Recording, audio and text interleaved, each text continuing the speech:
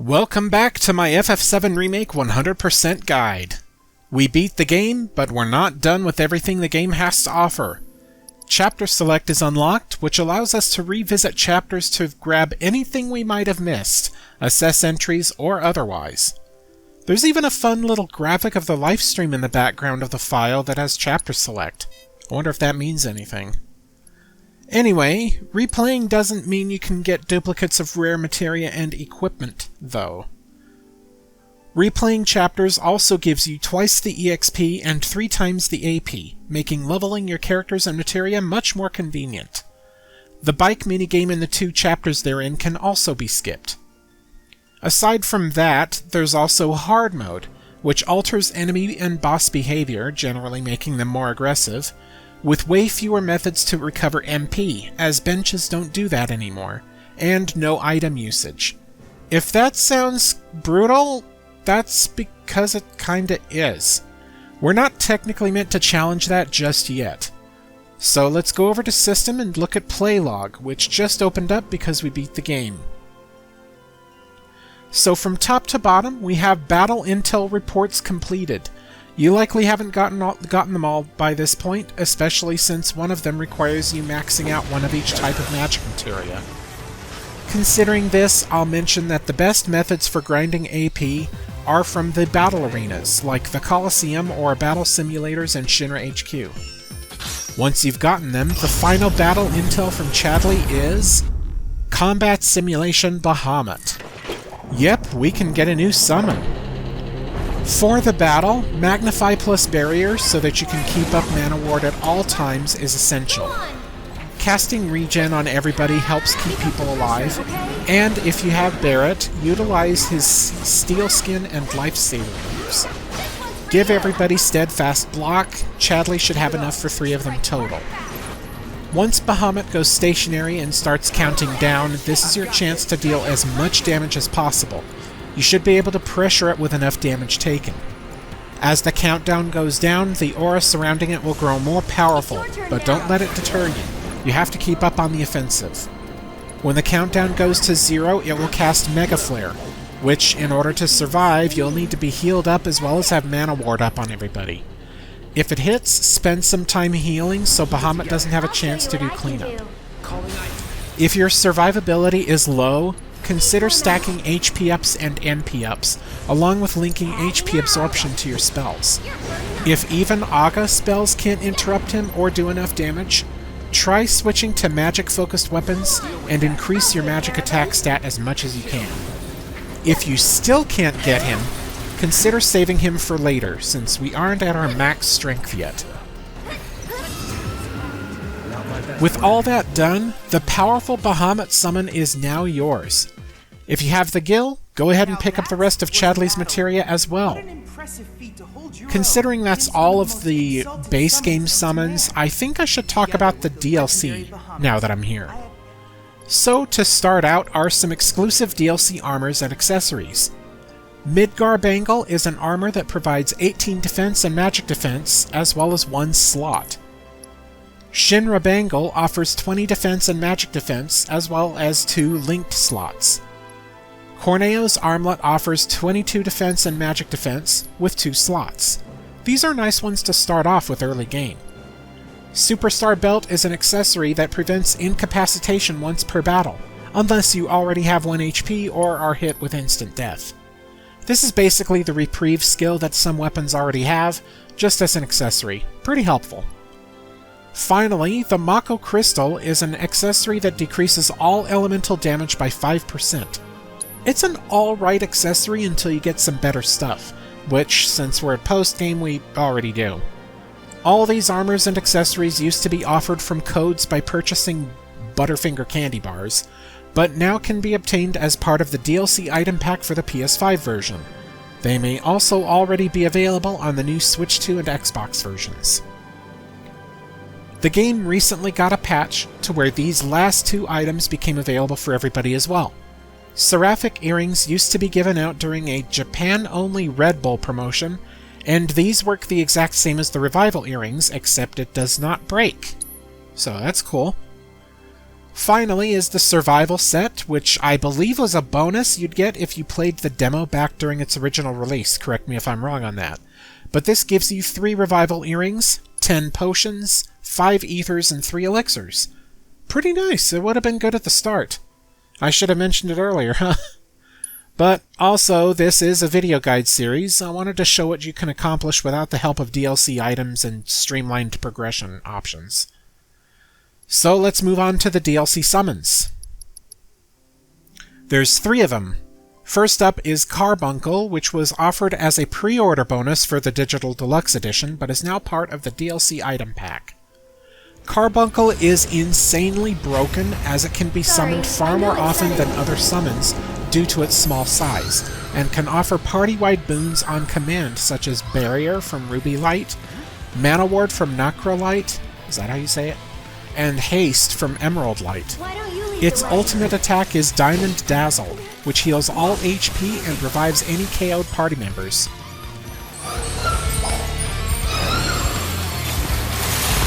Good job. Chocobo Chick is another, offered as a pre-order bonus for the base version of the game. It's now part of the DLC item pack.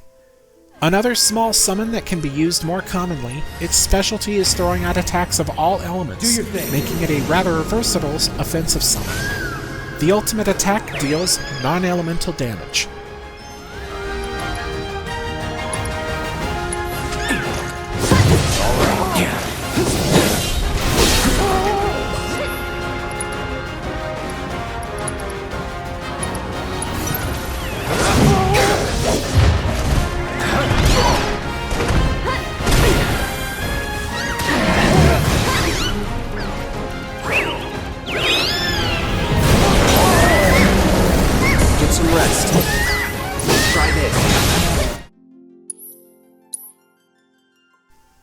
Finally, the Cactuar summon.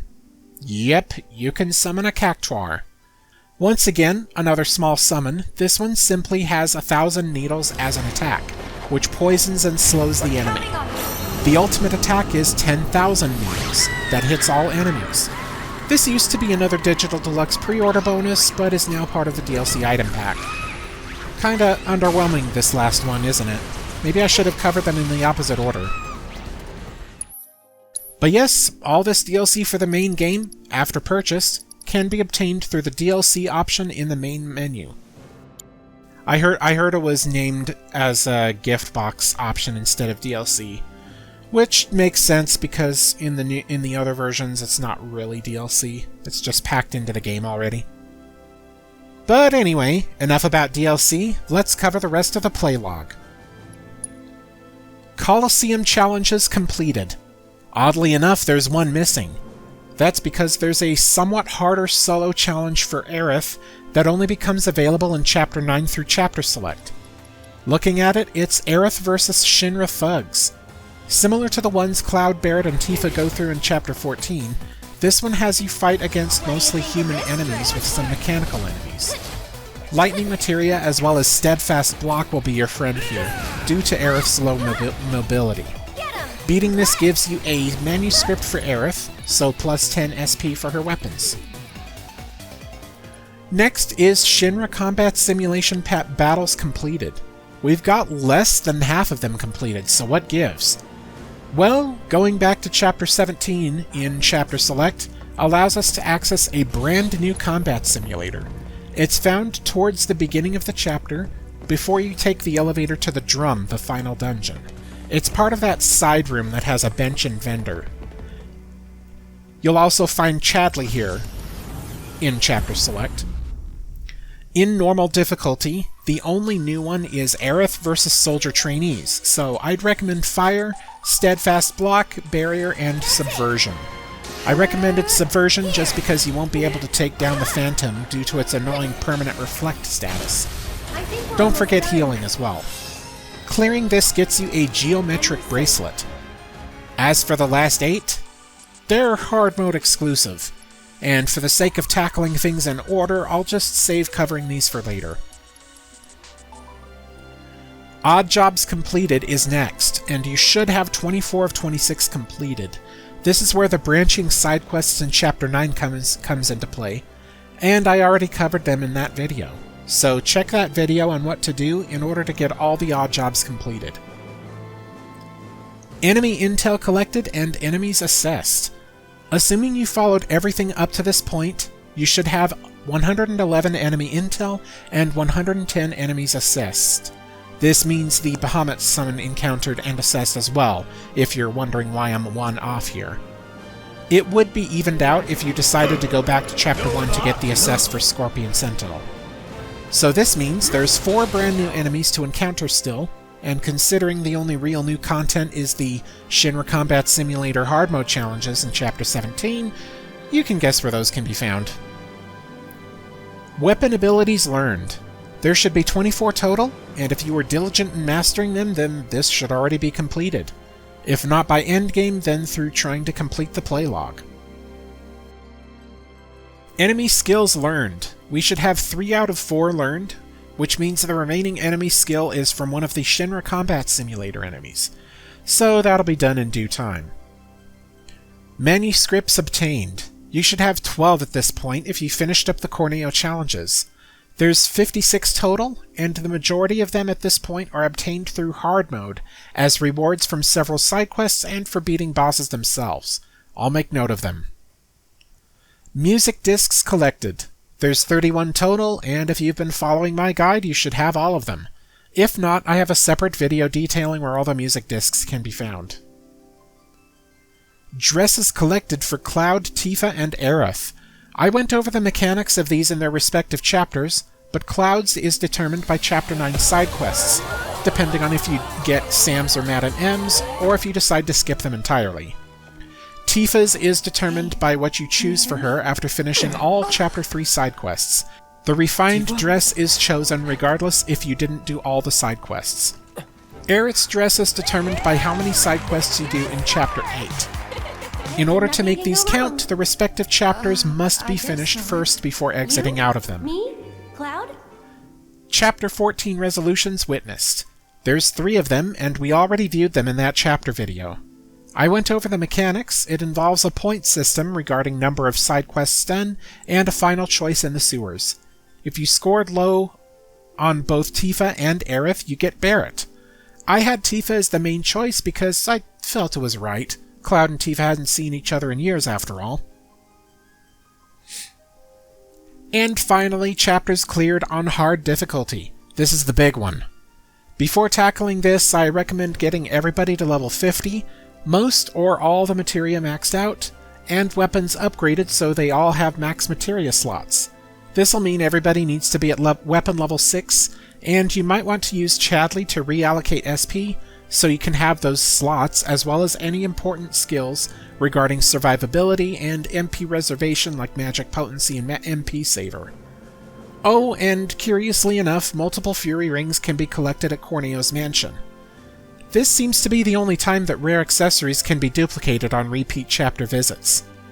This can be done in Chapter 14 rather than 9 as well. I am also going to use this opportunity to point out certain story details you might have missed, ones that won't be spoilery for the future, of course.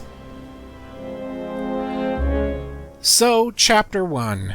I'll be covering story details first before strategies when applicable, so just use the video chapters if you're only interested in gameplay strategies. The first thing I can point out is to pay attention to the intro now that you are familiar with One Winged Angel, which is that music that played when fighting Sephiroth at the end.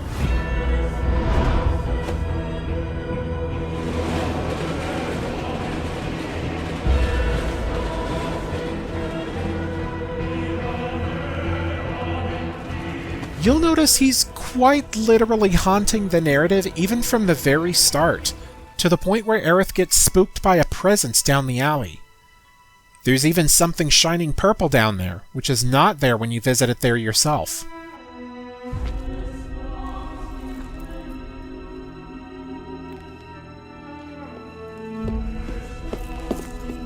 Another bit is when Cloud remembers Tifa from when they were kids after Jessie mentions her.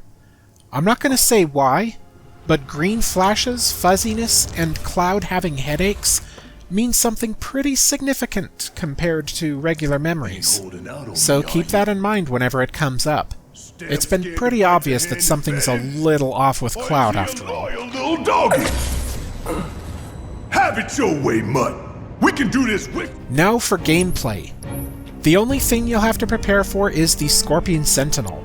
Since items cannot be used, have a setup for Cloud and Barret to be able to recover HP. Decent options are Prayer and Chakra if you have them maxed or near maxed, since those are MP-free heals. Against certain enemies, maxed Elemental plus whatever element they use on your armor are also a great way of healing. The boss here is a lot more aggressive and hurts a lot more, so Steadfast Block would be good to have in order to reduce damage on guard. It has 2 new attacks that it uses on players from behind it, so try to not stay behind it for too long. Finally, its tail laser hits twice, so make sure to take cover again quickly after its first use. Use Skill Master on Cloud to increase ATB usage, and ATB Assist on Cloud so Barret can have faster ATB charges. Have Barret use Synergy plus Lightning for free damage. If you need help with HP, pair HP Absorption with Lightning on Cloud. Otherwise, Elemental plus Lightning on his weapon can help with maximizing damage. I'd also recommend Fire Materia in order to make it easier to take care of its shielding. Beating this boss gives you a manuscript for Barret, but make sure you finish the chapter so that it'll count for clearing chapters on hard. Playlog completion and all that.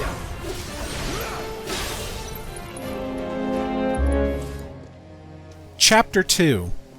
After encountering Sephiroth, music from Advent Children plays, as I mentioned before.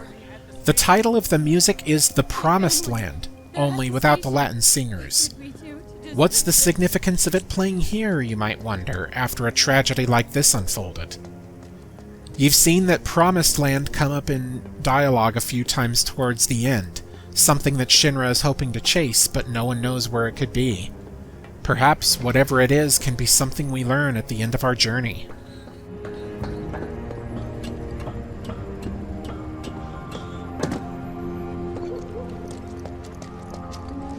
Man, what a mess.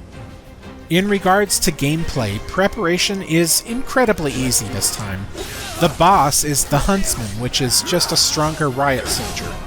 Use fire spells to take out the Riot Soldiers quickly, and pairing it with Magnify can make quick work of groups of soldiers. Bring some MP ups too. Remember that you are maxed at 100% extra MP. There's really not much to this one. Maybe Steadfast Block as a precaution and Deadly Dodge to keep up the pressure. Pairing fire with Elemental on your weapon makes this even easier. Clearing this chapter gives you a manuscript for Cloud. I'm waiting. Chapter 3. As Cloud makes his way to 7th Heaven, he gets a flash of a vision showing bits of the plate falling.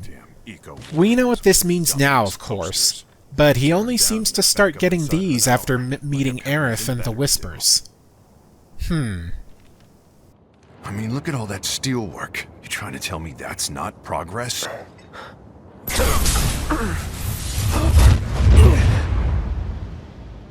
What the... You okay, buddy? Mako junkie, huh? Figures. The sick guy as well. We know that, for some reason, Cloud starts seeing Sephiroth in these robed guys with numbers on them. We won't start getting answers for that until Rebirth. I just wanted to put that detail in your mind first.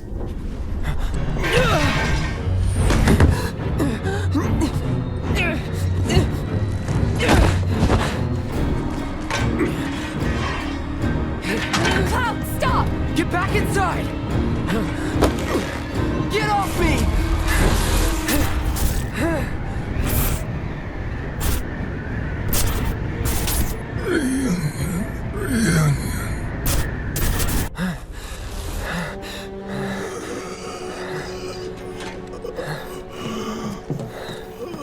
Since there's no end boss on this chapter, it'll be behind a couple of side quests.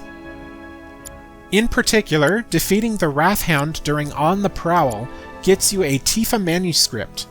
It's weak to ice and incredibly aggressive, so use Cloud's countering prowess to minimize its damage. Ice Elemental on both Cloud and Tifa's weapons helps weaken it, and you can use another Ice with Synergy on whichever character you won't be using as much. Since its enraged status can very easily knock you out of commission, I recommend trying to increase its stagger gauge as quickly as possible. A successful counter stance can pressure it. Have Tifa cast Blizzara to increase it further. The other quest to do is defeating the Doom Rats and the Rat Problem quest, giving you a Cloud manuscript. This one's not much to be worried about. Though they're tougher than before, and you face multiples of them this time instead of having to go back and forth, they are not potentially life-threatening like the Wrathhound. Don't forget to clear the chapter too. I've got this. Come Chapter 4, there's 2 more manuscripts. The first is against Roche on foot. The first difference to note is that he does not restore your HP and MP to full this time, so make sure you're fairly kept up. Before entering the warehouse and engaging in the several enemy waves, make sure you have Elemental plus Fire on Cloud's weapon, as well as Magnify plus Lightning equipped, in order to deal with the various human and mechanical enemies. Steadfast Block will work in order to minimize damage, and guard until you get ATB to use Counter Stance, because again, fighting Roche is a matter of patience and defense. Defeating him gets you a manuscript for Cloud. Here it comes. The other manuscript is for defeating the Enigmatic Spectre, in other words, the Whisper encounter at the very end. This one's not bad at all. Their attacks may hurt more, but that's about it. Build up ATB by fighting the Grey Whispers, use the Fire or Lightning level 1 spells to increase the gauge whenever it's pressured, and go to town as usual when it's staggered. Clearing this fight gives you a manuscript for Tifa. Since we're back here, have you noticed that the leader of the Whispers you have to take down is purple? The same color associated with Sephiroth?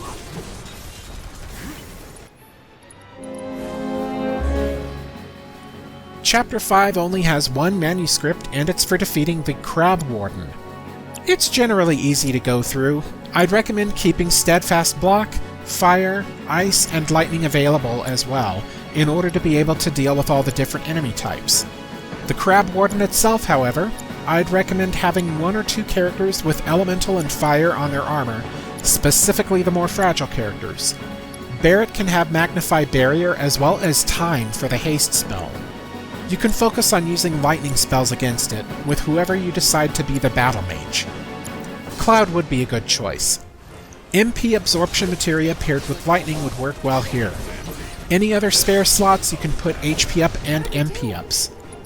Beating this boss gets you a manuscript for Barret. Chapter 6 is an odd one. There's no end boss to speak of, but several enemies weak to ice and lightning. So where's the manuscript? Well, it's in the ventilation shaft where you originally found the Chocobo and Moogle summon. It's behind an encounter of a Queen Grashtrike and several other mechanical enemies. The battle might not be incredibly difficult, but finishing it in the time limit might be. Just try to use burst damage strats. The first strike materias can help. The manuscript will be found in a chest in the ventilation. It'll be for Tifa.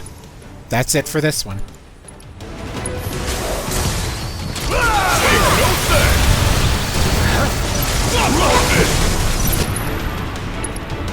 Give them hell! Let's go!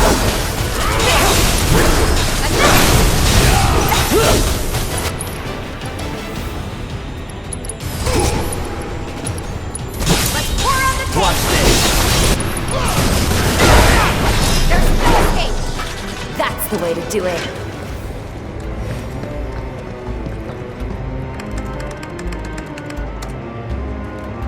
Access granted. Disengaging time lock.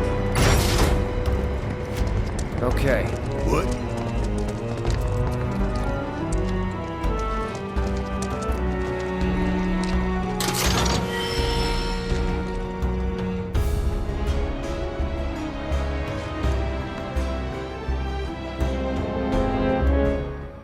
Chapter 7, and this one might be tough.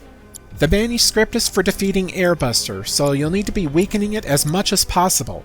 So take out the AI cores to minimize its finger beam and EM field usage, its big bomber shells to minimize its big bomber usage, or both. Again, M units do nothing to it. Especially useless, considering M units only give you items, which are useless in hard mode. Use Fire Elemental on a couple characters' weapons, as you'll be mostly facing human enemies, then switch to Lightning before leaving the reactor for Airbuster. Magnify Mana Wall would work well here, as well as Prayer and Chakra throughout the party for healing. HP and MP Absorption can be good calls to use when linked to your attack spells. As for summons, I haven't been talking about them much because I just keep forgetting they exist, but Leviathan or Bahamut are good choices due to their range. Wait for the phase when Airbuster leaves itself out of reach to be most effective. Finally, it does have some new attacks you have to be aware of, or at least attacks that it very rarely uses in normal difficulty. When it uses Divide and Conquer, focus hard on disabling the hands because they can now do things such as a powerful Rocket Punch, Grapple to grab a player and force them to take the brunt of Tank Buster, and Lightning Strike, which coats Airbuster in electricity to keep you from attacking up close. For managing to beat this boss, you get a manuscript for Barret.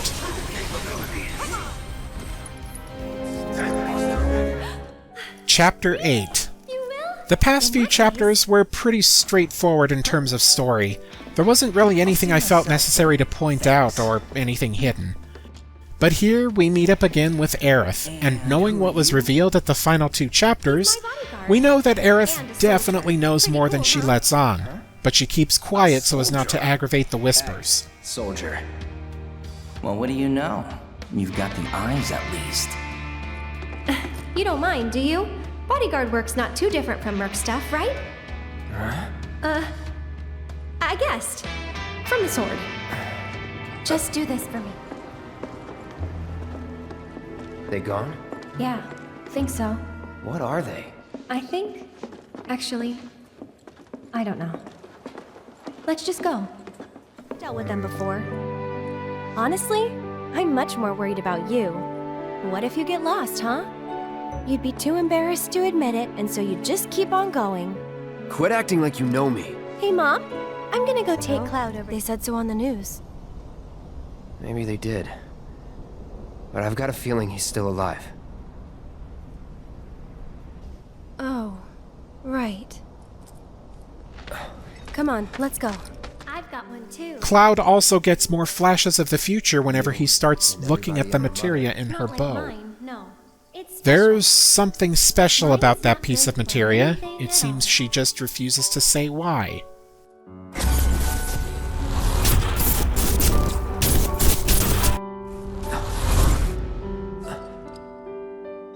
Bet you just don't know how to use it. Could be. There you are. Also, it's kinda neat to think that Biggs potentially knows of Aerith, considering she lived down here for years and he used to work at the orphanage Well here. then, I hope you won't mind me asking for some flowers. This chapter has a total of 6 new manuscripts to obtain. The first is Reno, and you have a chance to prepare. Overall, his behavior isn't really different, except for him not being interruptible, aside from the unique animation of vaulting over him. You can pair Elemental to Lightning on Cloud's armor to make his second phase much easier. And since there's a second Elemental, you can pair that with Fire to Cloud's weapon for extra damage. Regen and Steadfast Block are good choices as well, though you'll be focusing on countering him. Beating this gives Cloud a manuscript. Several of the other manuscripts are tied behind defeating unique enemy variants from side quests here. One is from Mark II monodrives during Weapons on a Rampage, Hedgehog Pie King from Kids on Patrol, Crowmonger during Angel of the Slums, and the Venomentices from Paying Respects. The strategies for these fights remain largely the same, they're just more aggressive. Each one of these gives a manuscript for Aerith. Finally, you get one last manuscript for Aerith by defeating Rude. Wind plus Elemental on Cloud's weapon helps a lot with dealing extra damage, especially with Arcane Ward. Pair another Wind to MP absorption on your primary caster in order to not run out of MP as fast. Give Aerith and Cloud headbands as well, so Rude can't put them to sleep. Let's do this.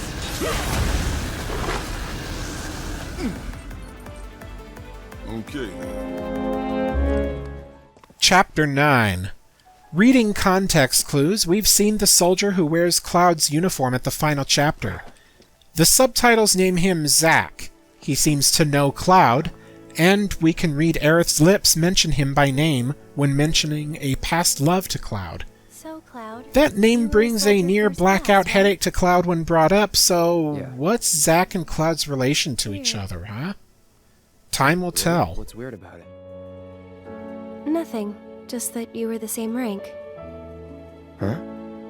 As who? The first guy I ever loved.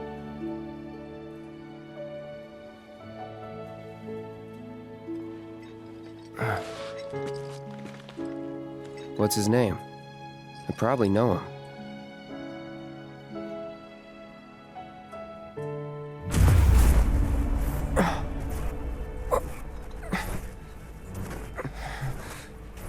Are you okay?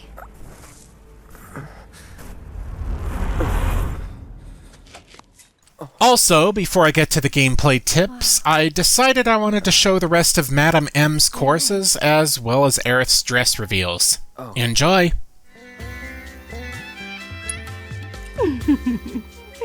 Then make your way to the room in the back. And wait. Cloud? Well then, it should go without saying that you get what you pay for.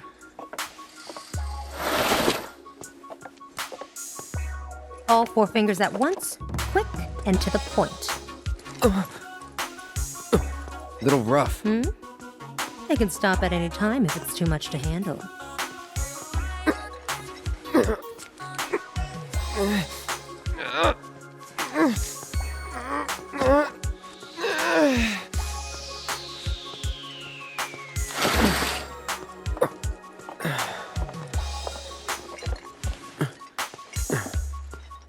Try flexing the muscles. You'll feel the difference. Loose and limber. Am I right? Actually, yeah.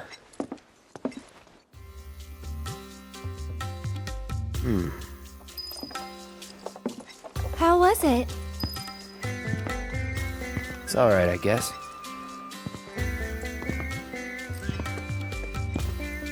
What are you doing?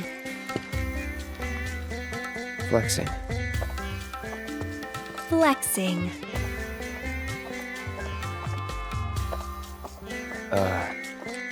Never mind.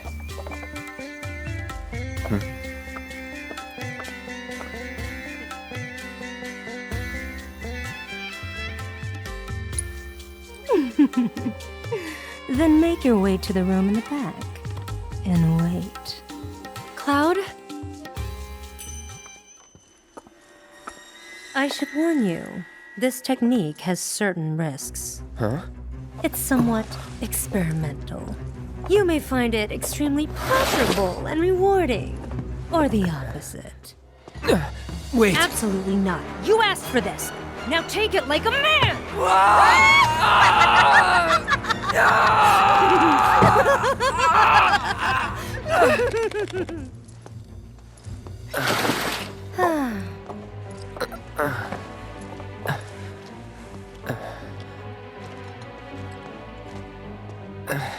Everything hurts. You'll enjoy it more next time. Do come again.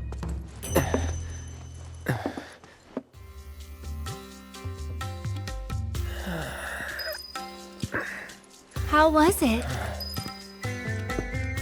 Not now. Maybe not ever. Did something happen to you in there? Just give me a sec. Just one? Maybe a few minutes.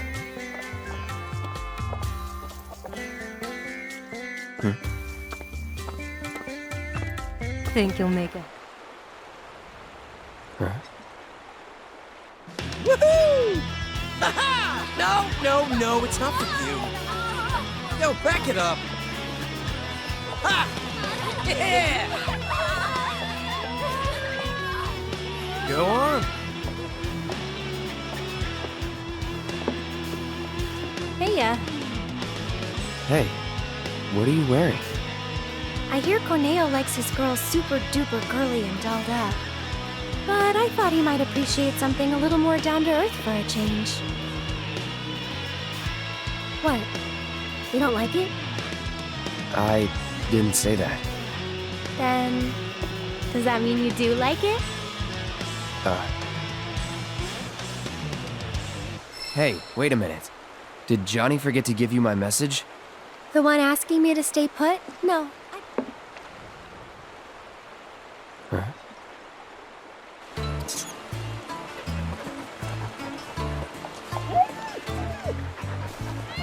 Alright, you're up. Come on. You look fine.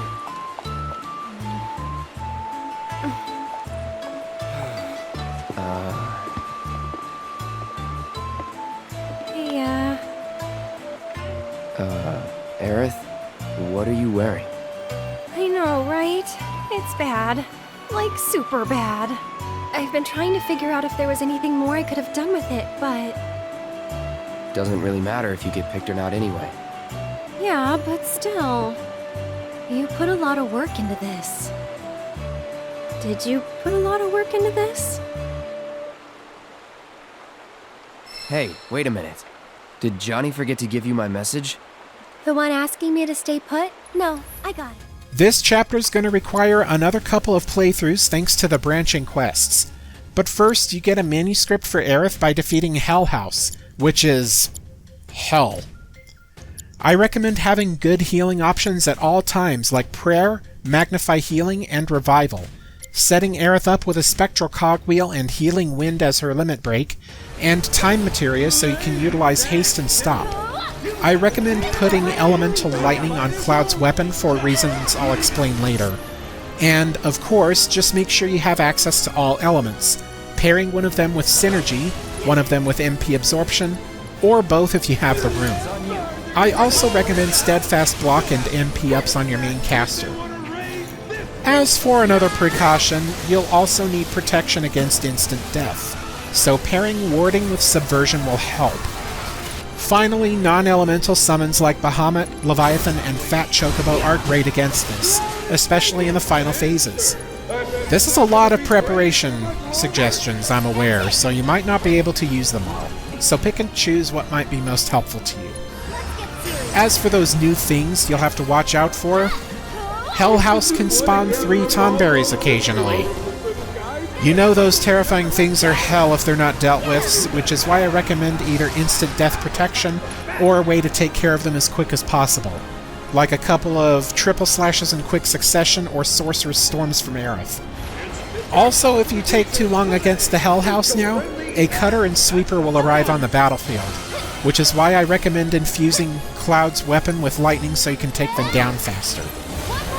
Overall, this thing is much more scary and aggressive and requires even more preparation than before. Remember the tip against its Heaven's Word attack.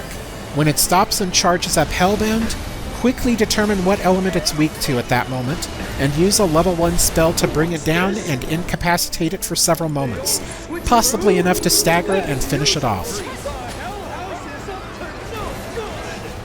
After that nightmare, the remaining manuscripts are all for Cloud.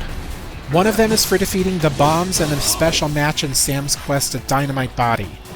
The other 2 require Madame M's route, one against Beck's badasses in The Price of Thievery, and the other against Jury-Rigged Cutter in Shear's counterattack.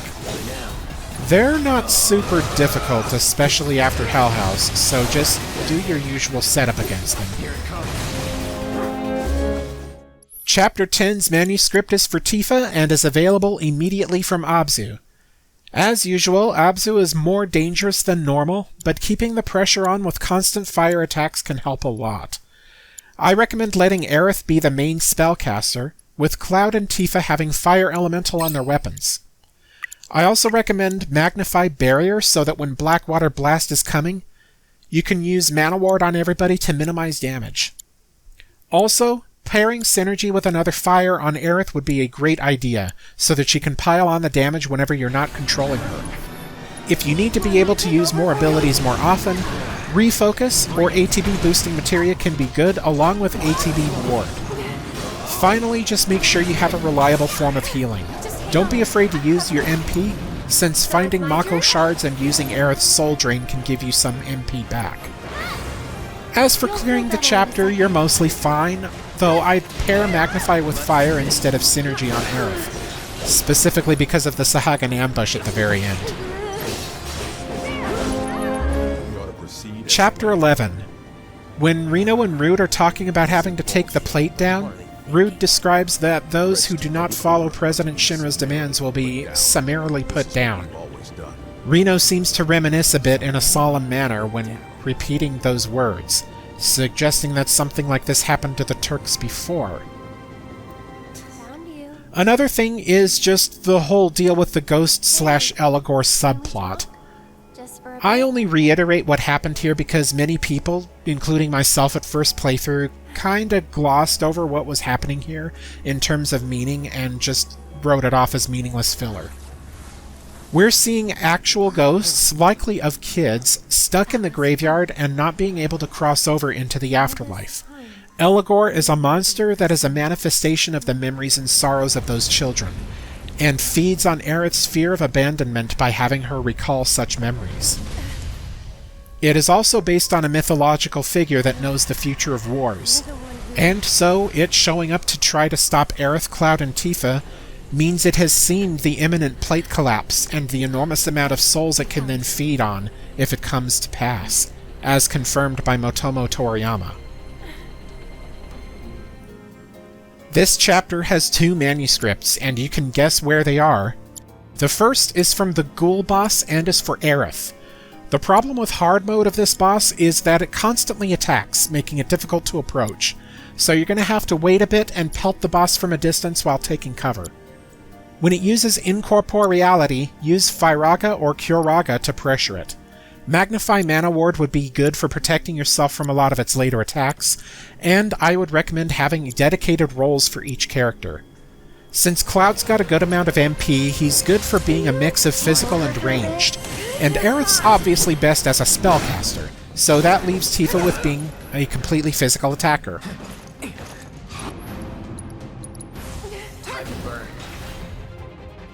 The next one is for Eligor, and it's a Tifa manuscript. In hard mode, he has the unique ability to cast Reflect on you. That means attempting to heal with magic will just direct it back at him. So to save potential MP and rob him of the chance of stealing heals, use free healing abilities like Prayer and Chakra, since those are not affected by Reflect. He also can now inflict silence on many of his attacks, so either get used to not using spells on a lot, or you have 2 options. Pair Warding with Binding on your main spellcaster, or pair Magnify with Cleansing so you can use Resist on your entire party. This doesn't prevent Reflect since that's considered a buff, but at least you won't be disabled constantly. The Stop spell could also potentially be a valuable tool with how often he moves around. Just beware that his resistance to it goes up every time it's used successfully. Chapter 12's a bit of a breeze. You just need to have fire and lightning as well as good healing in order to survive the climb to the top, which is where the manuscript is. Fighting off Rude and Reno gives a manuscript for Barrett, so let's get into the deets. Barrett might be good with Magnify Mana Ward so he can keep the party protected. It's the only battle he's playable in for this chapter, so using his MP in that way is great. Utilizing Sleep and Stop spells will be useful too. Fire and Wind magic will be good to use here against Reno and Rude respectively as well. If you want to take further advantage of elemental weakness, Chocobo and Moogle Summon can work, or just a non-elemental one. Overall, they're just the same as they were in the normal playthrough, just more aggressive. Chapter 13. Thank you. Something I wanted to mention. The underground lab featured here, as I mentioned in the Chapter 14 Odd Jobs video, Let's go. is that this place is an offshoot of a massive facility underneath Midgar called Deep Ground, that only the top brass knows about. Well, we know about it now too, and we'll get to explore more of it in Intermission, Yuffie's story. The experiments you fight at the end are human-like and also have single wing-like appendages growing off their back. Where have we seen that before here? For gameplay strats, there's only one manuscript. It's for Barret, and you get it for defeating the failed experiment. I recommend similar setups as normal, such as having Ice paired with Magnify, as a standard magnified blizzard can wipe out all the small guys pretty quickly. I'd also recommend the addition of Parry and Deadly Dodge on Tifa. Also have Tifa and Barret wear headbands to prevent from getting put to sleep. Healing materia outside of Chakra and Prayer can be good too, since you don't need to conserve MP past this point, especially with regen. Just focus on taking down the big guy, because if you let him stay alive for too long, you'll run out of MP. In Chapter 14, there's a whopping 8 manuscripts that can be obtained. First, the side quests. You get a manuscript for Cloud for defeating Beastmaster and Hellhound in the Tomboy Bandit quest. Just remember that Raise is a great spell to use against Hellhound. It deals max damage and pressures it, allowing you to unleash all your attacks on it. Best to do that quickly so it doesn't get a chance to deal too much damage. You get a Barret manuscript for defeating the Tonberry during the Malicious Goons side quest. Protect your most valuable party members from instant death by pairing Warding with Subversion, and give one or both of those characters the ability to revive. And just remember that casting offensive spells on it will make it instantly counter with its own before you get a chance to finish casting. You're nothing special. There's 2 manuscripts during the Chocobo Search side quest. You get a Barret manuscript for defeating Rust Drake. Remember that the Rust Drake's dark aura heals from magic. It absorbs it, so you'll have to stagger it in order to be able to deal good damage against it. There's a high likelihood that it'll be able to cast Gravity at least once, because it's more resistant to being interrupted. Gravity can deal so much damage it could likely get everybody to 1 HP, since Gravity magic never directly kills. Have a contingency plan for when this happens. Let everybody have ATB while the Rust Drake is casting Gravity, so they can heal up immediately after it happens. If you manage to stagger it somehow before it casts Gravity, then that's even better. The other is a Tifa manuscript for defeating the Trepopolises. They're the enemies that can clone themselves, and they're not really dangerous by themselves, just can make for an annoyingly long fight.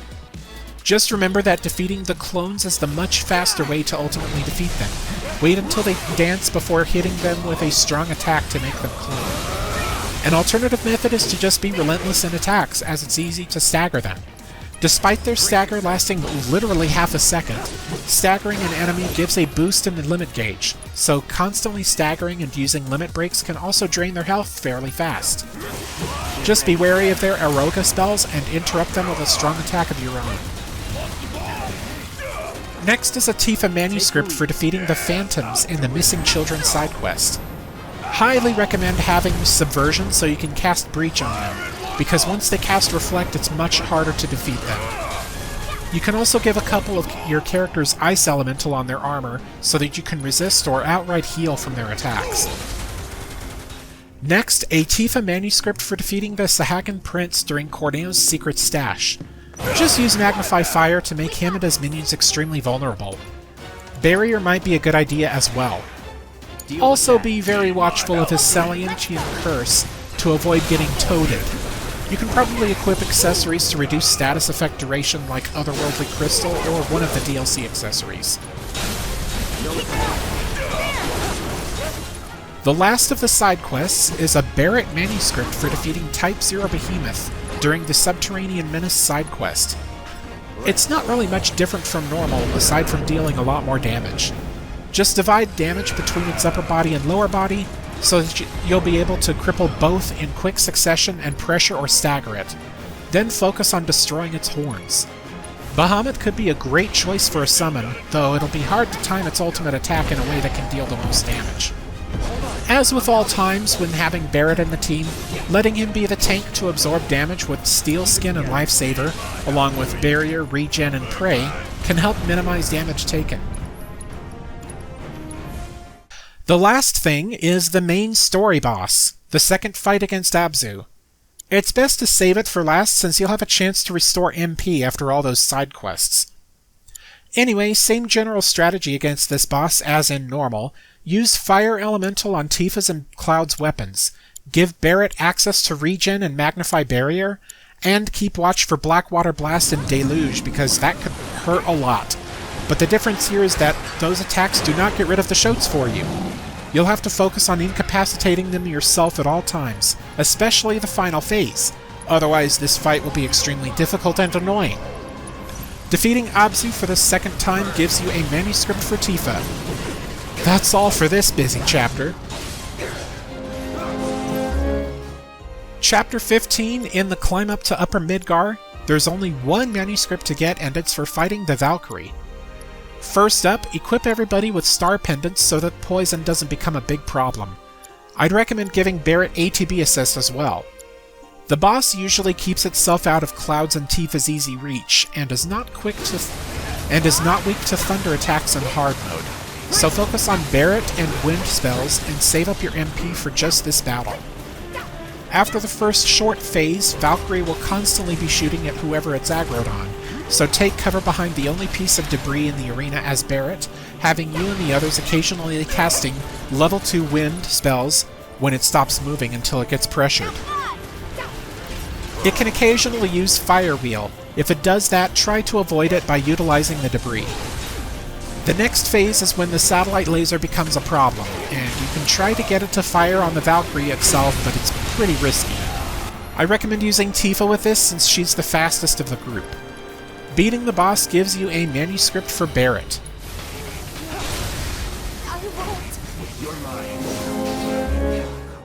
Chapter 16.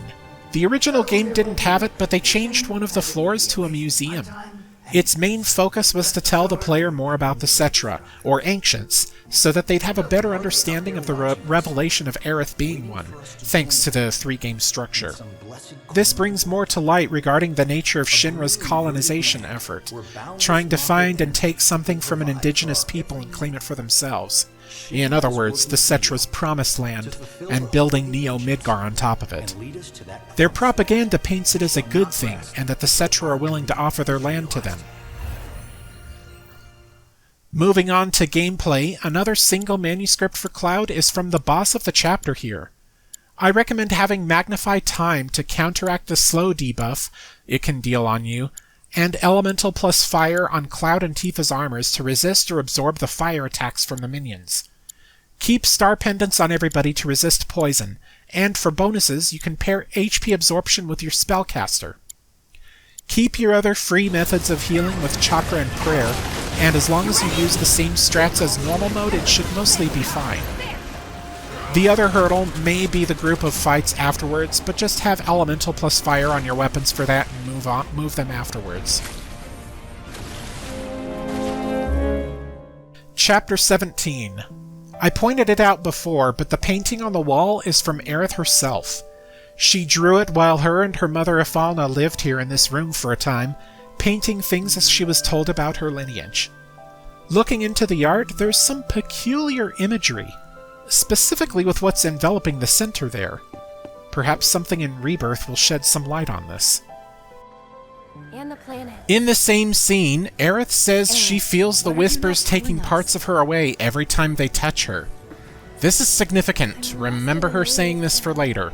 Every step is taking me further from the path. Every time the Whispers touch me, I lose something, a part of myself. Moving on to gameplay, we are almost done. There are 8 manuscripts here, and it's time to put Assess and Enemy skill back on. After the first fight, and you see Chadley again, we'll be using the combat simulator nearby. The first set of challenges is the solo versus 3C soldier candidates, and you can get a manuscript for each character. The The general thing you need to prepare for is having Elemental plus Lightning on your armor, Steadfast Block, and First Strike. Ice Materia can be good for a couple of the enemies you'll be facing. Finally, don't be afraid to use MP in these challenges. Used MP doesn't carry into the real world, so to speak. That's it for the manuscripts in this combat simulator, but since we're aiming for full completion, let's continue. Next is two-person team versus dynamic duos. Use any duo you're comfortable with. Equip First Strike on both, Fire and Ice Materia paired with Elemental on armor. Magnify Time is great for haste and inflicting stop in the 4th round. You'll need a good focus of physical and magical attacks to win this battle, which will reward you with another refocus material. 3-person team versus Monsters of Legend is next, and gives a 3rd refocus materia for completion. I recommend a team that offers an equal spread of offense and defense, revival on at least 1 or 2 characters, good healing, Elemental plus Fire on armor for 2 of the characters, and also assess as well as enemy skill. If you've got any extra slots, I'd recommend boosting HP, maybe Ice, and some Steadfast Block. The enemies you'll be facing are a Bomb in the 1st round, Tonberry in the 2nd, Type 0 Behemoth in the 3rd, a Bomb and Tonberry in the 4th, and a Malboro in the final round. Yeah, a brand new enemy. Assess it. As for the enemy skill, it's also here. Wait for it to use Bad Breath and make sure you get hit by it as the one that has the materia. This should be the last enemy skill obtainable in the game, and it's a fairly nice one. It inflicts poison, sleep, and silence in an area of effect range. As for the enemy itself, just keep your distance and it shouldn't be too much of an issue. The final challenge unlocks after having all Shinra Combat Simulator and Corneo Coliseum challenges completed, as well as all battle intel. This is a sort of boss rush. Get your best 3-person team together. Barret is probably essential as a damage-absorbing tank. Elemental plus Fire on the armor of your other 2 characters. Revival on at least 2 characters. Magnify plus Barrier as an option. Assess, and a nice spread of all elements. This challenge has you refight summons, except for the final round. First round is Shiva. She can use Frost Familiars to make her immune to spell damage until they're gone, so make sure to focus on those with level 1 fire spells whenever they're out. Second round is Fat Chocobo. It's mostly the same, just make sure to get rid of the ads as it spawns them in, especially the Tonberries. This is an opportunity to refill any MP lost with how easy this is. Third round is Leviathan. Just be wary of its tidal wave attack. Keep your HP high and cast Mana Ward on everybody in order to minimize as much damage from that attack as possible. As for its tidal roar phase, where it takes to the air, my best method against that is using your own summon's ultimate attack to knock it out of it. Fourth round is Bahamut, which is probably the hardest round here. Before it gets a chance to cast Mega Flare, get Mana Ward on everybody and keep everybody's HP high. Once half its health is gone, it will also summon Ifrit, but this summon isn't much of an issue due to your materia setup. Make sure to assess Ifrit before taking him down. Same strategy applies, go crazy with Aga spells to interrupt him until he gets pressured, then try to stagger. The fifth fight is Pride and Joy Prototype. It moves slow but uses powerful attacks, so make sure everybody's HP is high. Also assess this one. Overall, this fight is an endurance round because you need to keep your HP up and just whittle it down. But in comparison to Bahamut, it's actually easy. If you're successful, you get a Goddardamaron, a special accessory that allows you to start battle with a full limit gauge. Because of how powerful that accessory is, I affectionately call it the goddamn ring. Phew!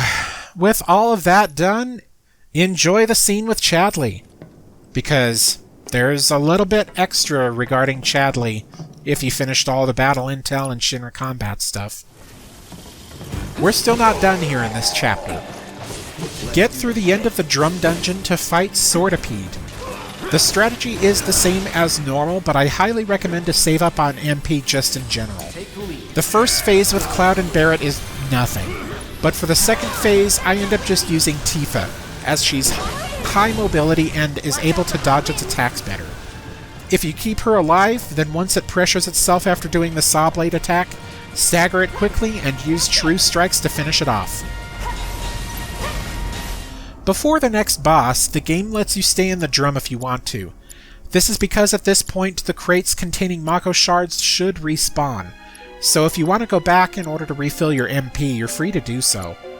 The next boss is Genova Dreamweaver. It has no new attacks, but it uses them far more often. I recommend putting the time plus warding pairing on a couple of your characters to have resistance or immunity to Genova's stop, or use protective boots. Magnify plus healing is a good thing to have, specifically to give everyone regen, or you can pair with Barrier to reduce damage overall with Mana Ward or Mana Wall. Tifa's free to use up her MP here, as this will be her last battle for the chapter, and, on a related note, offers her final manuscript for defeating it. Next is the one-on-one fight of Cloud vs. Rufus. Rewards Cloud's last manuscript. This version of the boss is really not that different. He's just more aggressive on the second and third rounds, and acts sooner to protect Darkstar. I still recommend all the same tactics against him, and a well-timed Braver can still instantly stagger him. Refocus Materia along with the goddamn ring accessory can be a great asset, since Cloud can use his abilities faster and more often, especially with haste. Feel free to use up Cloud's remaining MP pool here. This will be his last fight of the chapter. Time to dig deep. Finally is the Arsenal. Build Aerith as a spellcaster, Barret as a tank as usual. Both having refocus materia helps. You can move the goddamn ring to one of them and give the other either transference module or spectral cogwheel, depending on who it is. Have a good spread on all elements like the normal mode strategy, and giving Aerith MP absorption paired with one of her elemental spells helps her conserve MP, as even base level spells work well. I also keep forgetting Synergy will work well since I mostly played on the PS4 version, so use that on Aerith as well so she can follow up spells with Barret's actions every time for free. This boss gives Aerith another manuscript. Just leaves 2 more.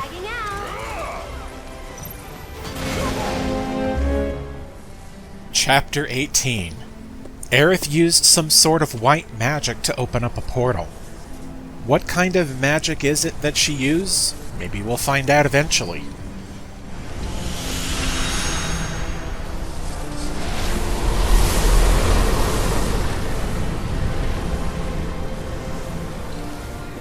Also, in the Singularity, what looked like Midgar being torn apart by the Whisper tornadoes was actually duplicating pieces of Midgar, rather than destroying it, if you look closely.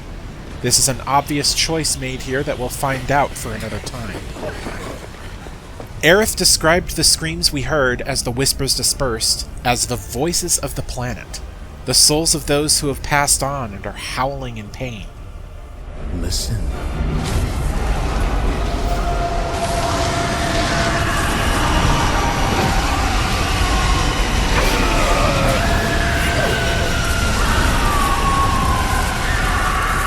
Destiny comes.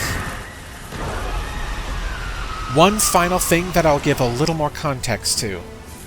Sephiroth's influence is usually depicted by purple or black colors. Sephiroth's voice came out of a whisper in Chapter 4.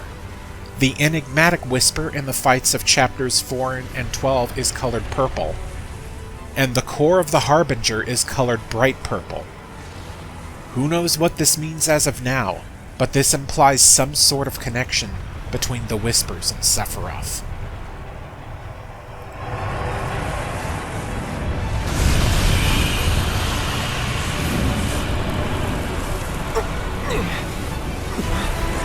These guys are right here. Here it is, the final battle, and we get the last 2 manuscripts, one for Barret and one for Aerith. let's just fast track to it by skipping the bike section.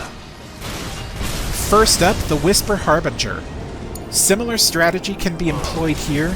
Equip some form of healing on everybody, use ice on everybody to take care of Rubrum, Crucio, and Viridi, and have Aerith focusing on casting against Whisper Bahamut. As a precaution, in case it unleashes Mega Flare, have Magnify plus Barrier on somebody so that you can quickly cast Mana Ward. And finally, Sephiroth. He's a lot more aggressive, uses Scintilla a lot during the first phase as a counter, and just has a ton of HP, making it an endurance round on who can outlast the other. A neat strategy though is to give Cloud the goddamn ring, as well as a max barrier and a steadfast block, because you're mostly going to be using him against this. His only MP usage is going to be Mana Wall to greatly reduce the amount of damage he'll take. Since it's extremely likely your party members are going to be Tifa and Aerith, prepare for them by giving them elemental spells of all kinds, especially with synergy, and ways to heal Cloud and everybody in the team, such as Magnify with Regen.